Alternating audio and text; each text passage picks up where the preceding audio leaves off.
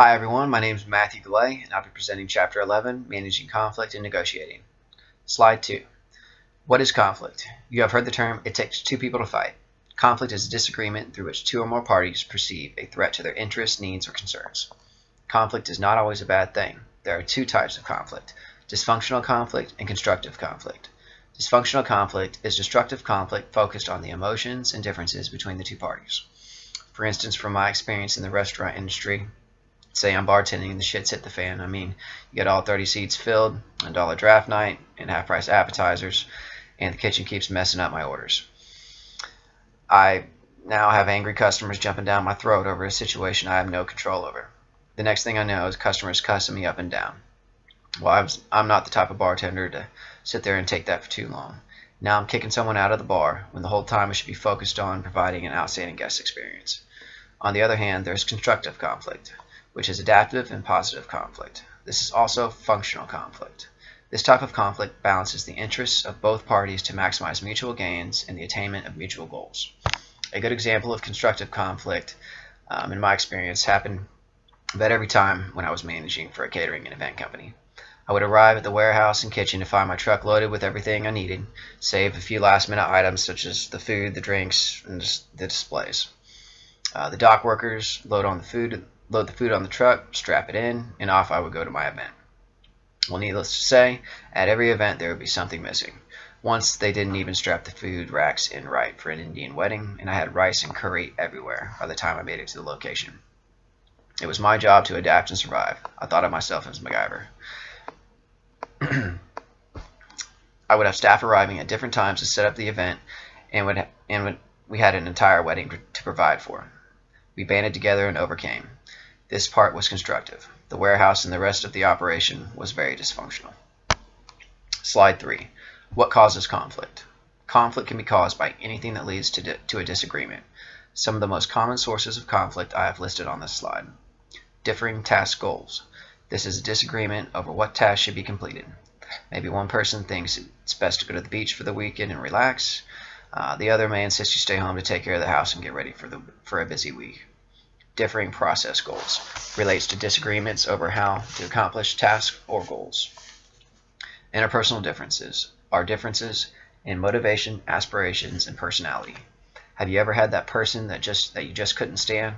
Well, chances are they couldn't stand you either. Resource constraints are incompatible needs or competition over perceived or actual resource constraints. Hence the saying, you can't squeeze blood from a turnip. All efforts in obtaining blood from the vegetable will be futile, unless you are the divine. Change. The uncertainty of change often creates conflict in change, and changes the relative importance of different organizational groups, such as McDonald's preparing to downsize their staff with electronic order takers. Differing values. Differing values are perceived or actual incompatibilities in beliefs about what is a good or bad idea, right or wrong, or fair or unfair. Many people have differing values or beliefs about our governmental support system.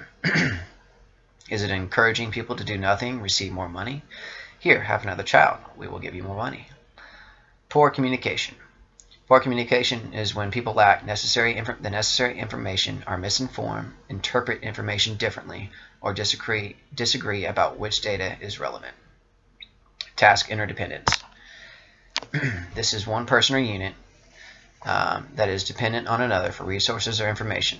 The potential for conflict increases. We hear about issues with interdependence all the time. The first example that pops into my head is with the assisted living facilities. In a few words, it is sick what some people are capable of. And finally, organizational structure. This conflict, either horizontal or vertical, can result from structural or process features of the organization. A good example of this would happen to me when a mistake was made at an event I was managing. Now, it could have been my fault, the warehouse's fault, the dock loaders, the home kitchen, the road chef, the staff, or mine. But I would have to hear it from 5 different people and explain 5 different times. This is why I started my own business. Slide 4. How does conflict escalate and where do we go from here? Conflict escalation happens when one party involved in a conflict first uses an aggressive tactic or begins using more aggressive tactics. When constructive conflict breaks down, the conflict escalates. A man named Friedrich Gauss developed a 9-stage model for conflict escalation. First, we harden and are in a mode of discussion with the opposition. For instance, I want to watch sports. Well, I want to watch Notting Hill. Second, there is debate and verbal confrontation. I will be watching sports over my dead body. Thirdly, action over words is taken and one side gets frustrated and takes action without consulting the other opponent. Well, I'll show him and just delete all his recordings. Fourth, images and coalitions, where attacks on opponents' core identity occurs. That is the only thing you love in this world is your sports. Fifth, there is loss of face. Now you must restore your prestige. No, baby, I would love to watch Notting Hill. It is my favorite. Sixth is threat of strategy. This presents threat and ultimatums that restrict future alternatives. There will be no love in this house if I have to spend one more night watching a sports show. Seventh comes unlimited attempts to overthrow. The opponent is not seen as a person. I never make it to step 7. Eighth is fragmentation of the enemy, which is intended to shatter an opponent and annihilate by destroying the power base. And ninth is together into the abyss, unlimited war with limitless violence, where one is willing to accept their own destruction as long as the opponent is destroyed also. Pretty brutal. When conflict has escalated, here are a few suggestions to de-escalate. Be an empathetic listener. Focus your attention on the other person. Use delay tactics to create time and diffuse emotions. Control your body language. Stay focused on issues, not emotions. And challenging, raising your voice, and blaming the other party never leads anywhere good. The role of emotion in conflict is huge. People let their feelings and emotions influence how they deal with conflict. Staying in control of your emotions will help you prevent further escalation. Finally, as for your strategies to manage interpersonal conflict, there are a few options. You could collaborate and meet everyone's needs. You could compromise and come to an agreement or arrangement. You could compete if you really don't care about the other party. Accommodation is an option if you don't mind to give a little more than the other party. And avoiding conflict is another option. This can solve small issues, but important issues you might maximize your damage. Slide 5. Conflict management skills. Almost everyone has the potential of learning the necessary skills for effective conflict management. Professionals suggest that these skills, listening, questioning, communicating non-verbally, and mediating, these are key areas to develop in order to be a better conflict mediator. Slide 6. Creating constructive conflict. Warren Bennis said, "Leaders do not avoid, repress, or deny conflict, but they see it as an opportunity." Finding a way to get a positive outcome from a negative conflict is the key to success. Showing support for constructive conflict will discourage destructive conflict. Slide 7. Negotiation. Negotiation is the process in which two or more parties make offers, counteroffers, or concessions in order to reach an agreement.